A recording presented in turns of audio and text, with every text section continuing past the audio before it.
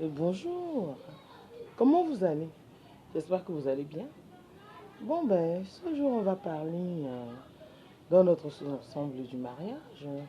Vous savez, le mariage est quelque chose de bénéfique pour l'homme. Le mariage euh, est quelque chose de un accomplissement dans la vie de l'homme parce que vous savez que quand vous vous mariez, en temps normal, c'est pour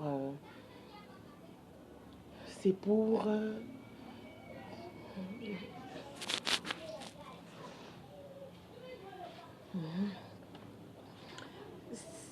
toute votre vie.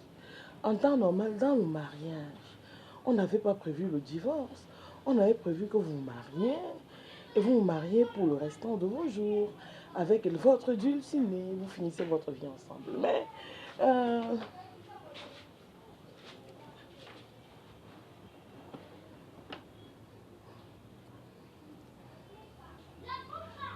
Mais le cours de la vie est, comment on appelle ça, l'incompréhension.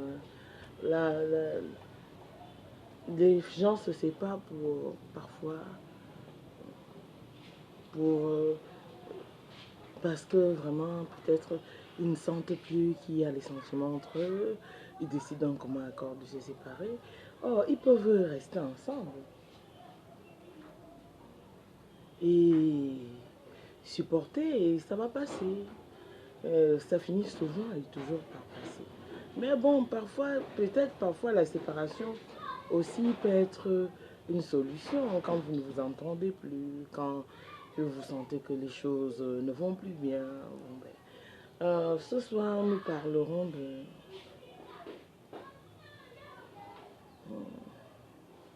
des hommes qui prennent les femmes. Depuis qu'elles sont parfois au collège, leur payent la pension,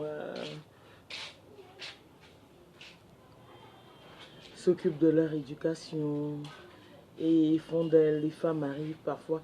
Le gars peut, peut être un débrouillard, n'a pas un très grand emploi, rencontre une femme, peut-être qui est en classe de quatrième, et commence à avoir une relation avec elle.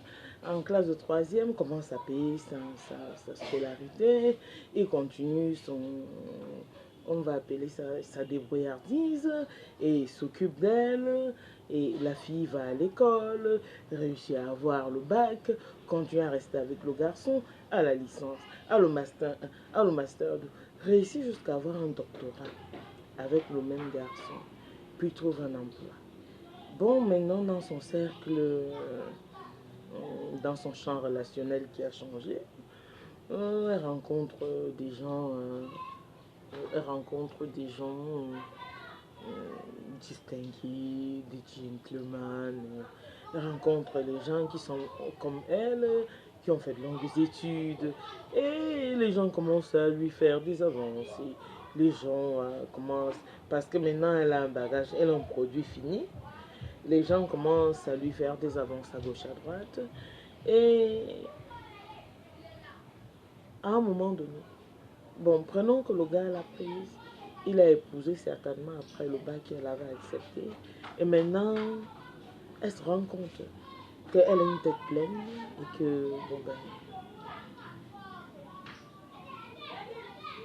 il ne lui sert à rien. Et tous ceux qui lui font à la cour tout autour, vraiment, sont des gars qui ont beaucoup d'avenir, comme elle, et commence à voir comment il y a lieu de se séparer d'un gars avec qui, certainement, elle avait déjà 2 ou 3 enfants.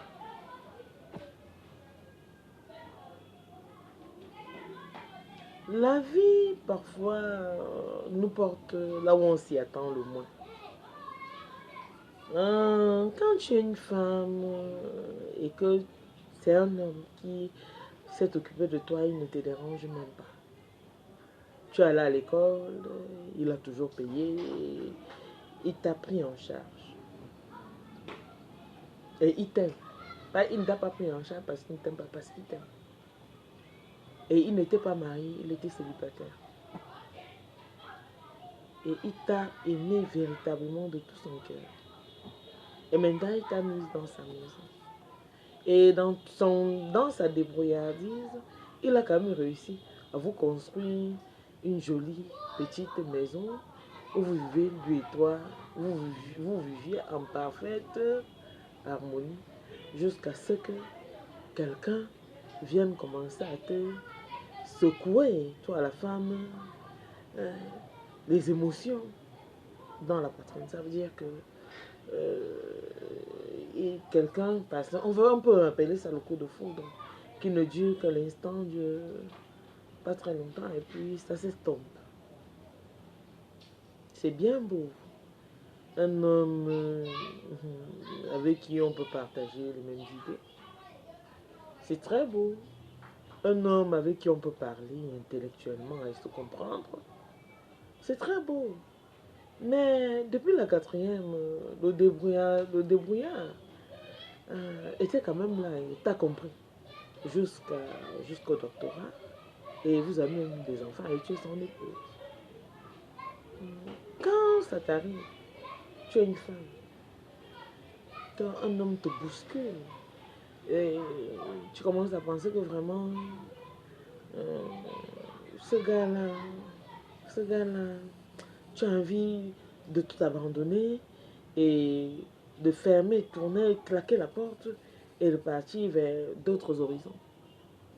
Assieds-toi, arrête ta course un seul instant. Tu commences à te poser les bonnes questions. Je vivais chez mon oncle et en classe de quatrième, il menaçait déjà peut-être de ne plus payer la pension. Et celui-ci est arrivé et m'a prise en charge, s'est occupé de moi, a fait de moi la femme que je suis aujourd'hui. Si je ne l'avais pas rencontré, je serais où en ce moment? Que serait devenue ma vie? Aurais-je rencontré tous ceux qui gravillonnent autour de moi là? On se pose toujours les bonnes questions? Est-ce que je n'aime pas le type avec qui je suis en ce moment? Tu réfléchis bien. Et vous savez que les femmes partent avec le cœur. Les hommes ne sont pas émotifs. Les hommes sont raisonnables. C'est pour cela que Dieu a donné à l'homme l'autorité, à l'homme d'être le chef de famille. Parce que les femmes, en général, quand une femme est dans le ménage, quand la période là, parce que vous allez vous rendre compte que vous vous êtes marié avec votre épouse, peut-être elle avait peut-être 17, 16 ou 17 ans. Et vous avez déjà fait peut-être 10 ou 13 ou 15 ans ensemble. Après, à un moment donné, il y aura secousse dans le ménage. Vous allez vous rendre compte qu'il y a quelque chose qui ne va pas.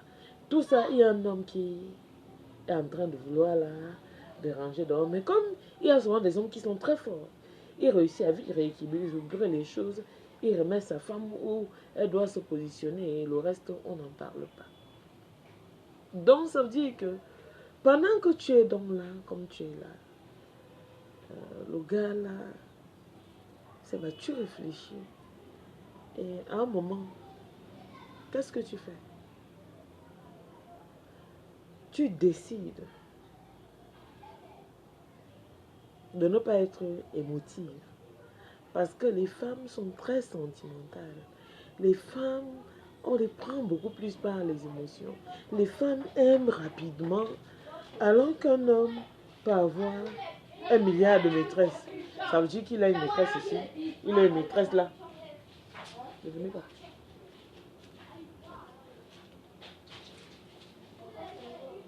Tu peux avoir une maîtresse ici, une autre de l'autre côté, une autre.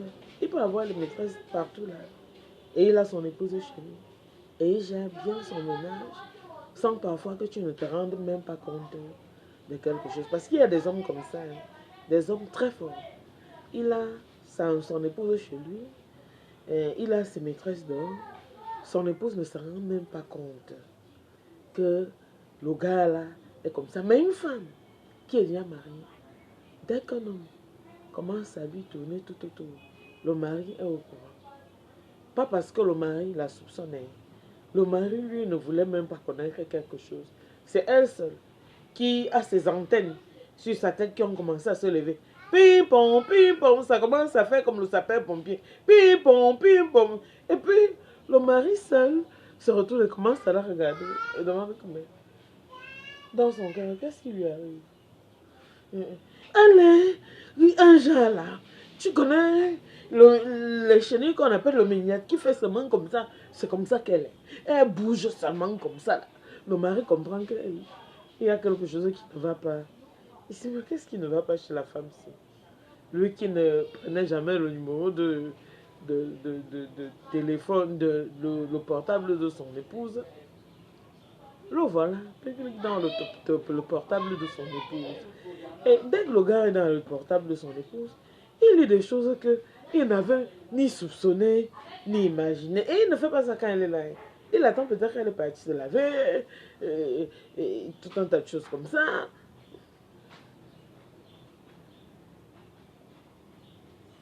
Le gars, quand c'est un gars qui sait ce qu'il veut et qui sait où il va arriver, il pose bien ses pieds par terre. Et s'il aime vraiment sa femme, il se bat pour que rien de tout ce qu'il a vu là n'arrive. Il réussit à la ramener. Mais quand tu tombes sur un gars qui, bon ben, il s'en fout, il te laisse partir, tu peux lui prendre une autre femme.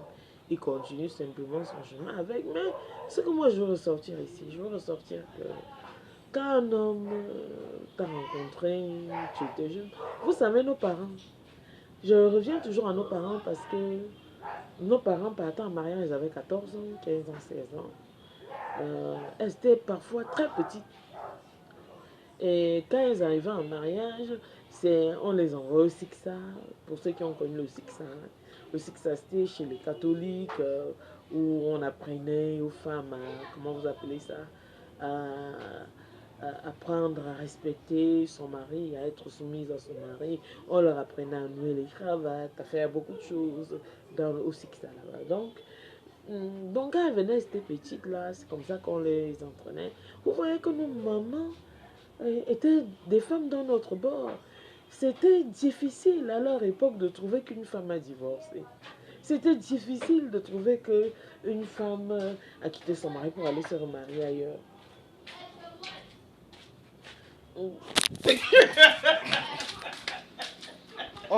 C'était qu'on fait des vidéos comme ça.